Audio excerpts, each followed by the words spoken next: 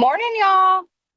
Sorry, I'm running a little bit late from the kiddos this morning, but um, anyways, Becky is coming on this morning actually to talk about AI and some cool things that we can do in our businesses with that. Um, sorry, Becky, I think we forgot your song, but unless it played No, for that one. y'all got it. Everybody kind of probably missed it, so Okay, that's well, okay. good. That you can sing it for us. No, I'm just kidding. No, Mr. Roboto. Well, I'll let you take it away. All right. Well, for those of y'all that missed the song, it was one of my favorite songs by Styx. It's Mr. Roboto. It always makes me think of AI and kind of what we are going through with AI because when that song came out in the 80s, everybody was worried about IBM taking over, and now everybody's worried about AI taking over. So, y'all don't need to worry about AI taking over. You need to use AI so it can work in your favor. So, Sarah had some things she wanted me to talk to y'all about. One of them was some NAR stats, and then show you the prompt that she normally does on Tuesdays. The NAR stats say that 90% of past buyers and sellers say they would use their previous agent again, but in reality, only 20 to 30% actually do. And I'm going to tell you a little funny story about the 20 to 30% because when I pulled up the NAR stats, it gave me buyers, it gave me sellers, it gave me all these different things. And I am not a numbers person. So I just said, forget this. And I went to Chat GPT and put it all in and said, what is my average number here? What number is it? And so it was 20 to 30% actually will reuse their agent. But why is it so low? Well, it's so low because we don't follow up. We don't have a system in place to continue to follow up. So that is kind of where this whole prompt for today is going. But in adding on to that, part of the problem is the NARStat also used to say it was 5 to 7 years that people stayed in their homes.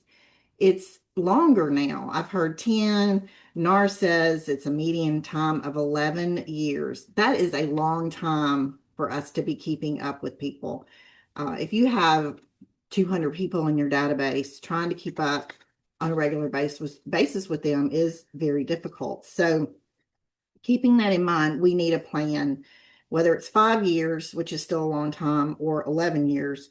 We need to be able to keep up with people in the database and and be able to be there when they do need us. So after the transaction, if we just leave, they're not going to call us back. So they can't find us. And so that's what we need to do. And that's the prompt that Sarah, let me go to this prompt that she gave me. I need to share my screen with y'all. Um, Hold on. Okay, so this is a long prompt, just so you know. And I may skip over some of this because y'all will get the prompt in our Facebook group. But the prompt is, I need a comprehensive system for transforming one-time clients into lifelong advocates through exceptional relationship management. Please help me develop a client nurturing framework powered by AI. For post-transaction relationship building, please suggest segmentation approach. With that is meaning like our tagging system in Command. How are we tagging people so that we can easily find them? Then we need a 12-month post-transaction nurturing sequence with specific touch points, value delivery mechanisms that remind clients of our expertise without being salesy, methods for staying meaningfully connected beyond generic check-ins, systems for identifying and capitalization on future transaction signals, approaches for subtly encouraging referrals without direct asking for that referral, and then being and anticipating what services they may need, and that's kind of the rest of this. So I'm going to jump down here to, I put this into two different things. And if y'all haven't heard of Prompt Cowboy, I did put it in Prompt Cowboy because I wanted it to be a little bit more specific for me. But for the one I'm going to show y'all, it was strictly Sarah's. But if you go into Prompt Cowboy AI. You can actually, like if you have 200 people in your database or more, you can get a little bit more specific because it will ask you more direct questions. It helps you write your prompt a little bit better to fine tune it for you. So, and putting in all of this into just Chat GPT, which mine is named Henry. In case you see the name Henry here, he is my assistant, and I talk to him every day. I'm kind of gotten a little crazy about it, but here is, and I'm in Oxford, so it picks up that I'm in Oxford immediately. So in the client segmentation, which is basically tagging, when you go into commands, you can start tagging people by their traits, examples of different things. So there's, in this one, it had 4 relationship tiers. You had your inner circle, and these would be things that people that are your advocates, people that are going to refer you. These are this first tier. The second tier, relationship clients. Third is just transactional, the people that, your goal is to reconnect with them, but they are there. And then dormant is your fourth tier. And then here's some tagging that it gives me. And then part 2, this is where I kind of lose track of things. I have some things that I do on a regular basis that would be considered part of this keeping in touch with them. I do not have a 12-month plan. That's the goal. But for me, closing day, I'm really good at keeping up with them, handwritten note, closing gift, that type of thing. And I'm good once they get settled in. But then by the time you get to that 3rd month, it starts start losing track with people, and then it kind of gets a little awkward in trying to keep up with them. But this will give you some different things. Some of the things I do though, just for some examples, since we're in Oxford and SEC, I do the football cards with all the SEC schedule, and everybody loves it. If I don't send them out, they're calling me asking, where is my card? So I do like 3 mailers a year that are just to my top people. So that's more of the 12-month. Then part 3 is the value delivered. And this kind of goes back to what Sarah's been talking about with the value squared. So homeowner intelligence. I mean, we have the homeowner hub thing that we can set people up on. That's a goal of mine. I need to do that. That gives them something of value. But this whole thing, it will print out this whole thing for you to follow, and then you just have to start going through it. And if your database is a mess, use the DT2 and start cleaning it up on a quarterly basis as you're going through that. And then part 5, identifying their future signals. If they, their life events, the D's, the divorce, the babies, and the all that you can kind of start tagging people for those things as well. And then encouraging referrals without asking. If you're in a relationship with them, this should not be a big problem to get referrals from people because they will move up to the top tier.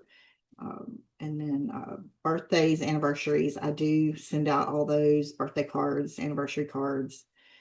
One of the things I also try to do that has gotten a good response is nobody prints out their photos anymore off of Facebook. If I see a really cute photo of a family that I'm close to, I will send it to Walgreens, print it out, and just mail it to them. And they really seem to like that. So that's ways to be in touch with people. But this is the prompt that we have. Let's see if there was anything else I needed to go over with y'all on that. Anybody have any questions about this? Insights, what you're doing, Linda? Yeah, I was gonna say, I will say, this is y'all, this is where I tell all my, like, I just went through this with Chauncey, right? I just went through it with a couple of other top producers, people who have been in the business a long time. Your past clients and your biggest fans are your biggest way to get business. And I heard a quote, and I say it all the time, but just in case you haven't heard it, it was on maybe a Tom Ferry podcast. He said, "Do you think a top producer who sells 100 houses a year, 100 people a year?" No. He was like, "What they're doing is they're nurturing their past clients, and those past clients are either buying from them again or referring them." So do not drop the ball on those people who already have used you and know you're a great realtor and are going to refer you over and over and over. And as it grows, the whole point of Keller Williams, right, is because we have systems for things. This is a system to stay in touch with your past clients. And if you took good care of them, they're going to refer you over and over. So I think this, honestly, a follow up system for your past clients and your top people is, in my personal opinion, the most important system you can have in your business, because you're not going to drop. I mean, you now you may when you get busy, but like we have a couple of deals a month. Even if you don't have a perfect system, you'll get it right. But if you want to grow, um, I think the most important people are your best clients and your top referring people, like who's your, best friend who always sends you a deal, even if they're not buying right now. And like we said in the beginning, if they're waiting 11 years now to buy and sell, that doesn't mean you quit communicating with them. And it's not going to take 11 years to get a deal out of this system, because what they're going to do is refer you when they have friends and family for the next 11 years until they're ready to buy. Right. That's So correct. that's my thought behind it. Is, you don't have to wait for them um, to be the one to buy. So even if they just bought last month and you talk to them for the first time, put them in your system and start following up with them and telling them helpful tips and giving them value, because even though they didn't use you when they bought last month, they can still refer you. So that's my spiel.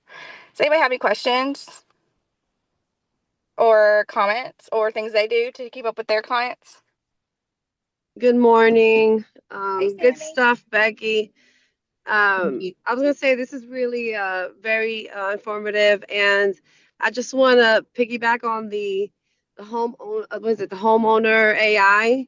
Mm-hmm. I think that's a really good way to connect with old contacts and leads. So basically, like Courtney mentioned, she's in our she's a team captain on our bold team, and she says she has a standard message, and she sends it to all of her top people. So it's not harder to try to figure out what are you gonna say to reconnect with everyone. Use something standard and send it out, and that's the first push to a conversation. Yes, I love that. That's a great idea too. If you haven't talked to them in a while, like Becky said, oh, it starts to get awkward because you haven't talked to them in a while. It doesn't have to be. They're not thinking, oh my God, you know what? It's been 6 months since they called me. Like they're not looking at their watch, right? So if you come to them with value, they're just gonna be like, oh my gosh, it's been so, how are you? They're just gonna be happy that you called. So, or emailed them or gave them something of value. So yeah, like Sammy said, that's so true. Is like, don't make it complicated. It doesn't have to be personal for every person when you're kind of revitalizing your, people. It can be canned. They don't know that you copied and pasted it to every single past client, right? So work smarter, not harder. Y'all, it is 8:30. Becky, did you want to say anything else? No, I appreciate y'all letting me do Awesome. this today. Thank you But so oh, much for I will put in a listening. plug if you are needing to work on your pipeline and get some people in there. James Shaw is doing a pipeline, power pipeline this week on his calls in the morning. Hop on there. It's really informative if you need some help with that. Yes. So if you don't know what that is, I know there's a few people that are pretty new on here. There's a Facebook group called Pivot Shift Ahead. It is James Shaw. He used to be a team leader, which is what I do here. And so he used to run a Keller Williams. But now he basically runs a Facebook group, and it is basically like a referral group, and he teaches in there. Really, his whole job is to teach, and agents share with each other like we do in this call. Um, and it's on a Facebook group every single morning. So hop on there. They usually have like a theme of the week, and this week is pipeline. So thank you for that. We are doing team meeting virtually today, just a reminder, because spring break and there's so many people out. So we're going to do winning with buyers virtually today. And then we will be back on Win the Morning tomorrow morning. So y'all go make your calls, go win your morning. Talk to you soon. Bye.